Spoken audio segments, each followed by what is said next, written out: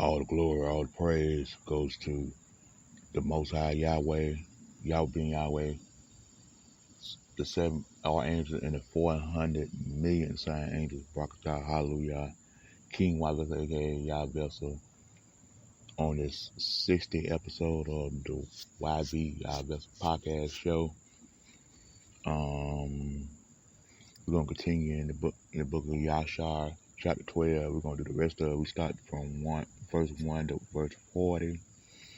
And all the glory, all praise goes to Yahweh. We're gonna continue, and we're gonna do this again. Let's go to we're in the book of Jasher, chapter 12, verse 41. And Abram went forward from the king in peace, and many of the king's servants followed him, and the 300 men joined him. So the king of Neron started joining the king of Abraham. You see how they had a change of heart already? Let's go to they left the king in peace and follow Abraham. You see, when you have so much faith in Yahweh, people follow you and be on your side. And this when Abraham arrived. So and they start calling Abram king. So let's go to verse 42. And Abram returned on that day, hold on, forgive me, Shalakia. And Abram returned on that day and went to his father's house, and he and the men that followed him, and Abram served the Lord his Yah of all the days of his life, and he walked in the ways and followed his laws. He followed Yahweh. He followed Yahweh's law, statute, commandment, 600 laws. Because the law, statute, commandment went into him, but Yah still had rules and regulations. And then he had laws, certain things you can do spiritually. Certain things you can do with Abraham was a righteous man anyway. And he had went to his dad's house, and the kings that were with Neron, they follow Abram now. So let's go to verse 43. And from that day forward, Abram inclined the hearts of the sons of men to serve the Lord. They start following the Most High Yahweh, because Abraham had strong faith in the Most High Yahweh and stuff. And we're gonna go to 44. And that time, Nimhah and Abram took unto themselves wives, the daughter of the brother of Haran, the wife of Ahar was Minka, and the name of Abram's wife was Sarah, and Sarah's wife of Abraham was Bonran, and she had no offspring on them days. Yeah, she was younger then. And we're gonna continue in verse 45. And at the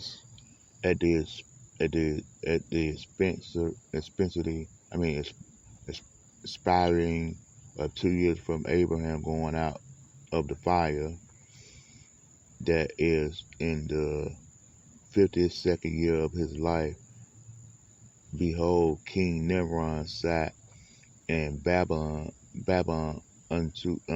upon the throne, and the king fell asleep and dreamed that he was standing with his troops and hosts in a valley opposite the king's furnace. Let's go to verse 46. And he lifted up his eyes and saw a man in the likeness of Abraham coming forward from the furnace, and that he came and stood before the king with his drawn sword, and then sprung to the king with his sword. And when the king flee from the man, for he was afraid, and why?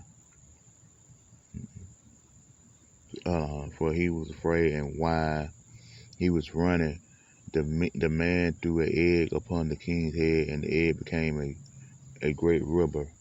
He threw an egg in there run. Then he ran because there was a new king, and it was Abraham. Let's go to verse 47.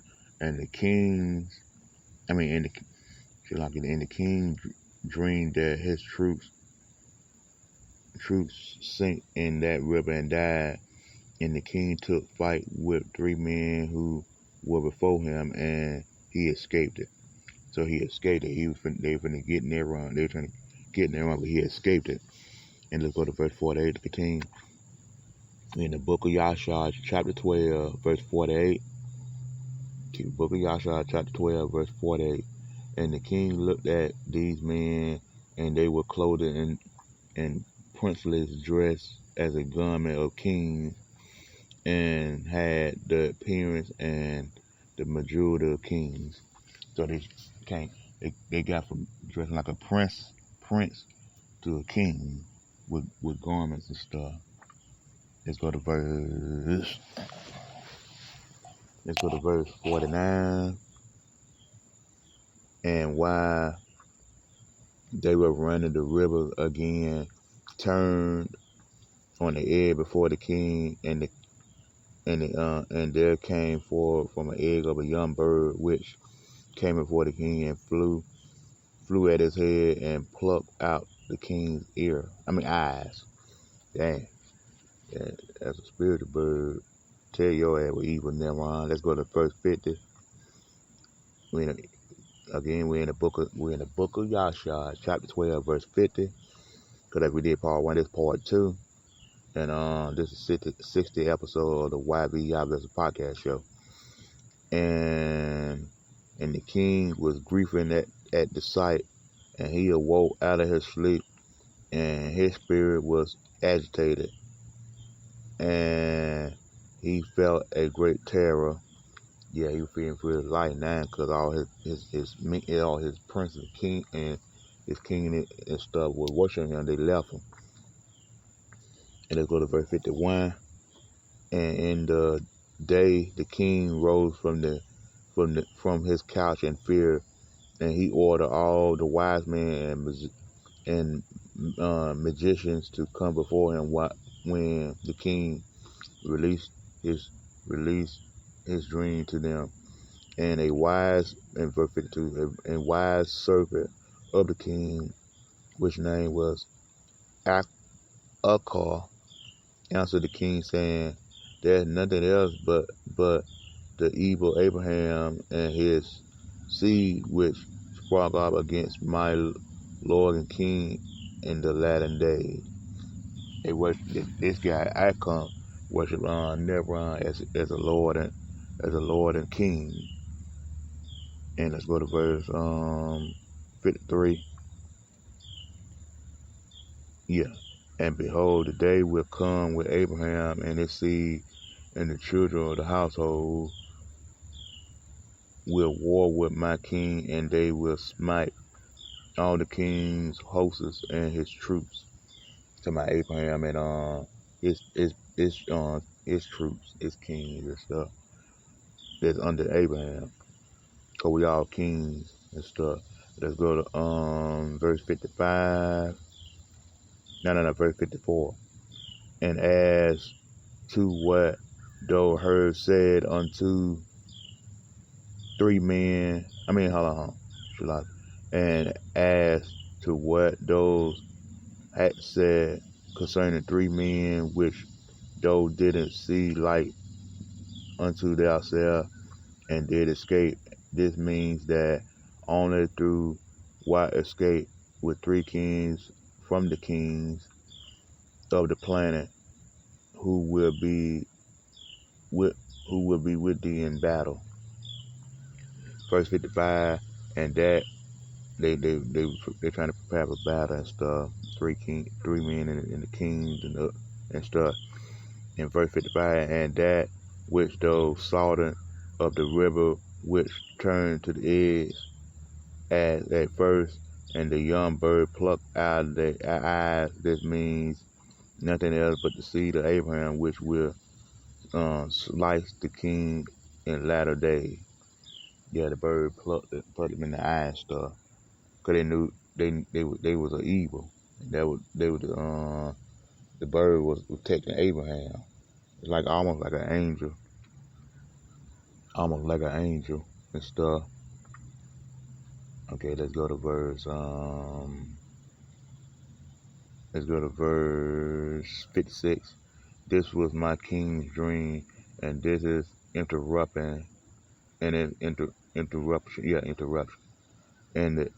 the dream is true, and the interruption which that servant has given thee is right. Yeah, they talking about the servant of Neron, and Neron had that dream. Let's go to verse 57.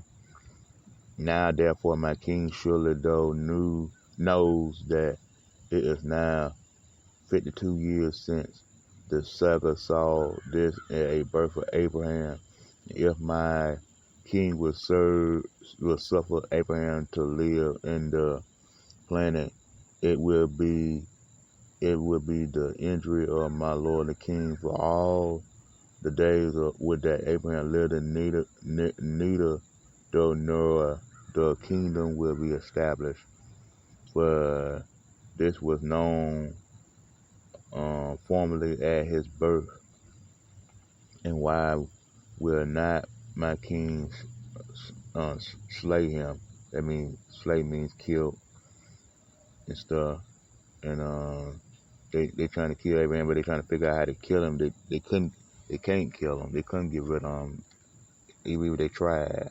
I think they were trying, but they continue that his evil may be kept from thee in that last day. Yeah, they thought Abraham was evil because when he stood in the fire, he had faith in the Most High so much,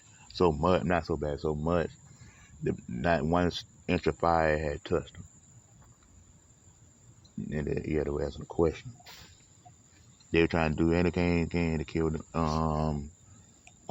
Abram, but Nebron knew he couldn't kill him. That's why Nebron was afraid. So and Nebron hated the Most High Yahweh. Nebron hated Yahweh. And let's go to verse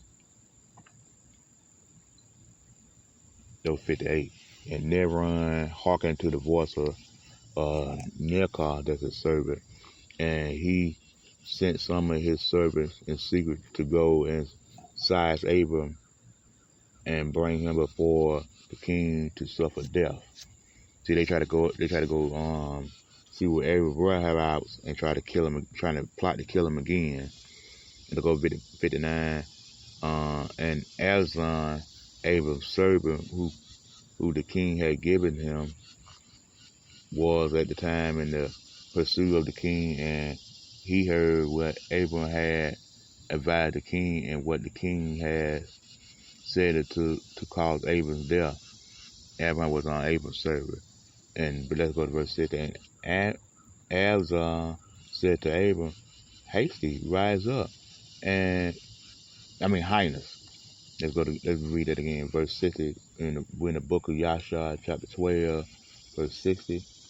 And Azar said to Abram, highness, rise up, save thy soul, that thou mayst not die through the hands of the king, to my Neron. For thee did he see in his vision concerning thee, and thou did Nakar interrupt it, and thou also did Nakar advise the king concerning thee. Verse 61. And Abram hearkened to the voice of Azai, and Abram hasted and ran for safety to the house of Noah and his son Shem, and he considered himself there, and they found a place of safety. And the king's servant came to Abram how to seek him, but they could not find him, and they searched throughout the country, and he was not to be found. And they went and searched in every direction, and he was not to be met with them. Yeah, they trying to find Abraham. They trying to kill him. They trying to kill him. Tirana and Ashkan and his servants and kings and stuff. that's under Nimrod. Yeah, the kings he had left under him. Let's go to verse 62. And when the king's servant could not find Abram, they returned to the king. That means Nimrod, but the king anger against Abram was still. He still was angry that he survived that fire. He set up for 3 days and 3 nights, and they did not find him. And the king driven from his mind this matter concerning Abram. 63. Yeah, because he knew he thought Abraham they were going to get him. And 63. And Abram was concealed in Noah's house for 1 month until the king had forgotten this matter. But Abram was still afraid of the king. Yeah, to my Nimrod. And Terah came to see Abram, his son, secretly in the house of Noah. And Terah was very great in the eyes of the king. Let's go to verse 64. And Abram said to his father, dost thou not know that the king thinking to slay me, means kill him, and to annihilate my name from the planet by the advice of his wicked counsel, which was Aki, the servant of Nimrod. That was. In verse 65, now who has thou he, and what hast thou in the land? Arise, let us go together to the land of Canaan, that we may be delivered from his hand, lead that perish also through him in the latter day. So they're trying to go to Canaan and get some soldiers and stuff. And yeah. Let's go to verse 66. Yeah, verse 66. Does thou not know, or hast thou not heard that it is not through the love that Abraham gave in thee all this honor, but it is only for his benefit that he bestowed all this good upon thee. That means they was set in a place. Let me read that back up again. Verse 66. We in the book of Jasher, chapter 12, verse 66. And thou did not know that has do not heard that it is not through the love that Nimrod given thee all this honor, but it's only for his benefit that he pursued all the goods upon thee. Nimrod wasn't good. He was an evil man from Babel. He wanted to make sure Abraham was on slave, meaning killed. It was in his honor. He couldn't believe Abraham survived the fire, but still he wouldn't go for his wicked heart, his wicked mind, and still wanted to kill him because he thought he was the only king, like all kings thought.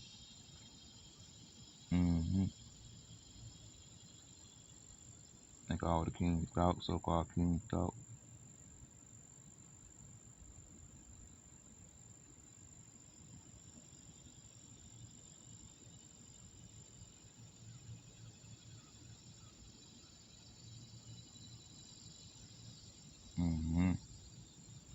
Hold on just a second. Give me a second.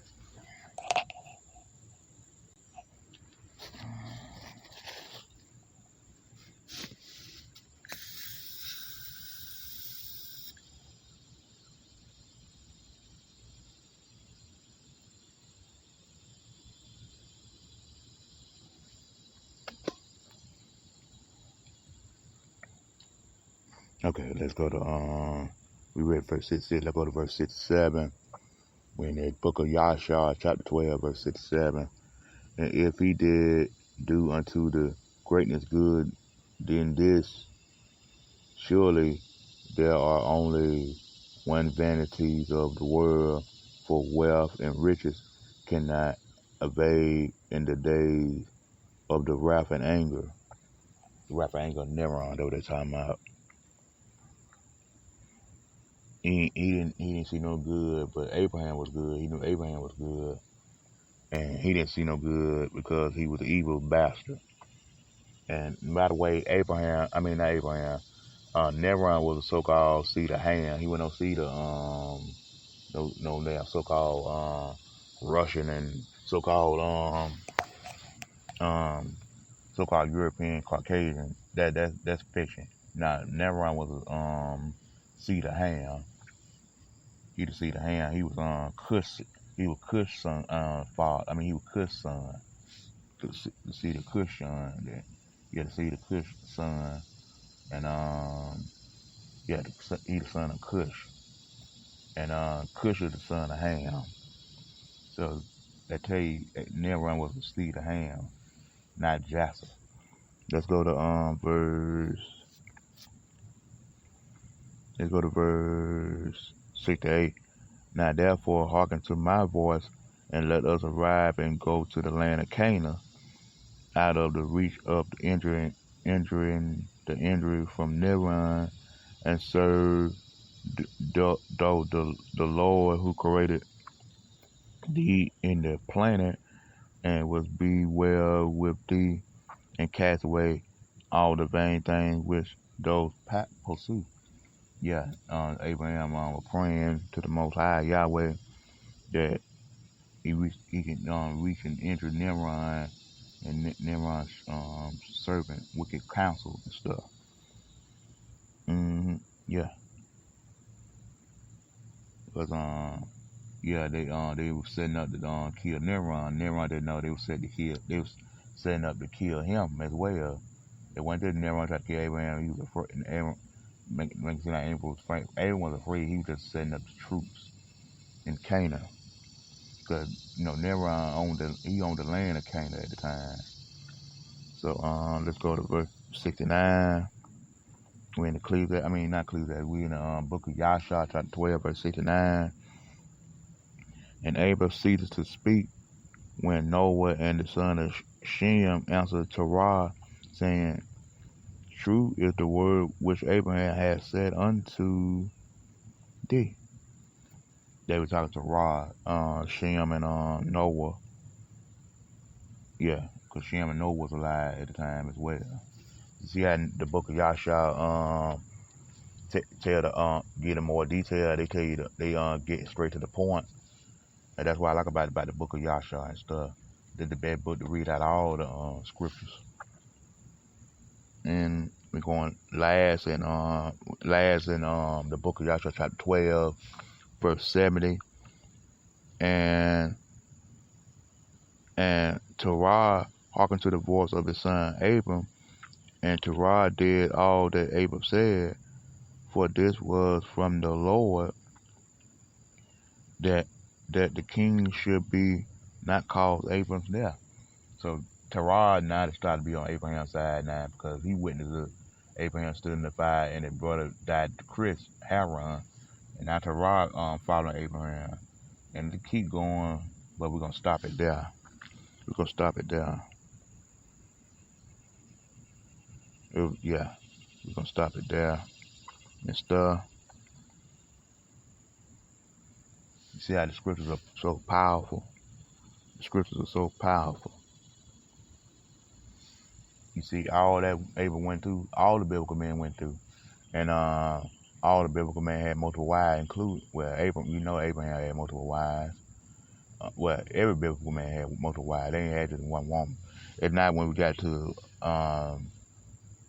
Jew America, so-called America, the United States of America, that we supposed to be monogamous. Monogamy started in America. Did you know that? I talked about that in my poetry before. On all poetry, no, ain't no such thing as monogamous relationship. No such thing. If you want to be monogamous, that's you and stuff. I know some brothers on Spreaker and YouTube, they just with one woman, monogamous relationship. Did you know you fall into a woman's manipulation? You fall into a woman's gap a woman's game when you gonna do that monogamous stuff. Women don't respect you when you do monogamy. Women don't respect you when you have more than her in your life. She respect you more. She even likes you more when more women approaching you and stuff and find you attractive and stuff. Because women don't know what they want. They know they don't want a monogamous relationship. They think it's gonna work, but it's not gonna work. It ain't really work with me because every time I had a woman and stuff, I had more than one and stuff. I didn't have no just stuff. No, I ain't never did a monogamous relationship.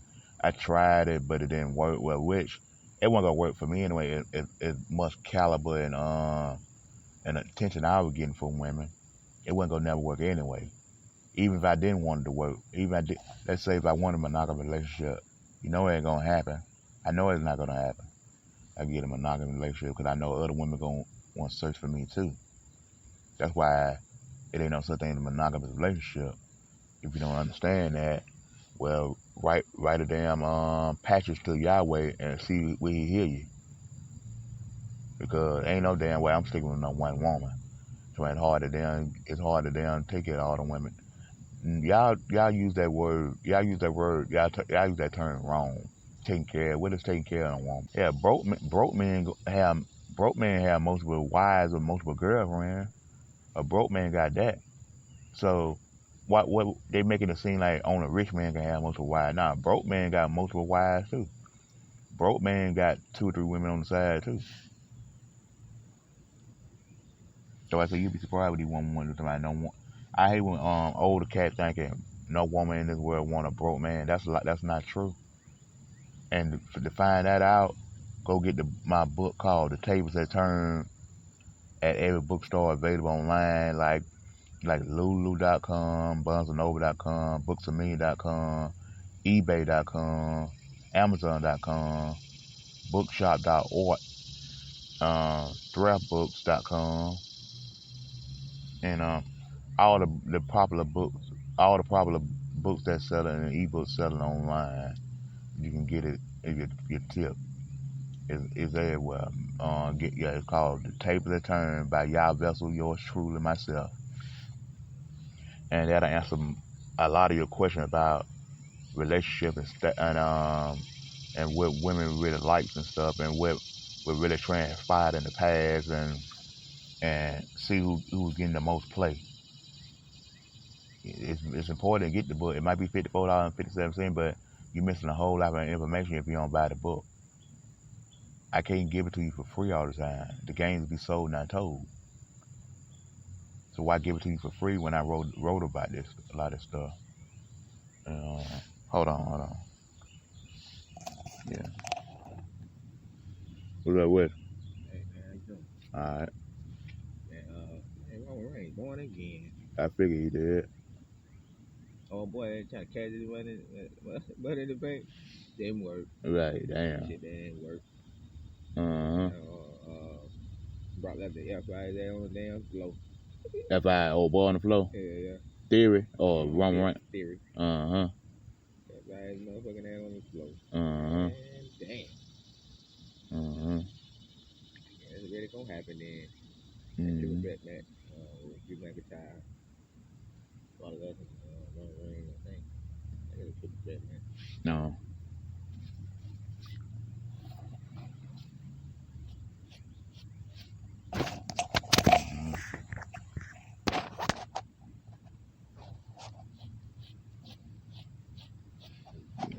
Hold on.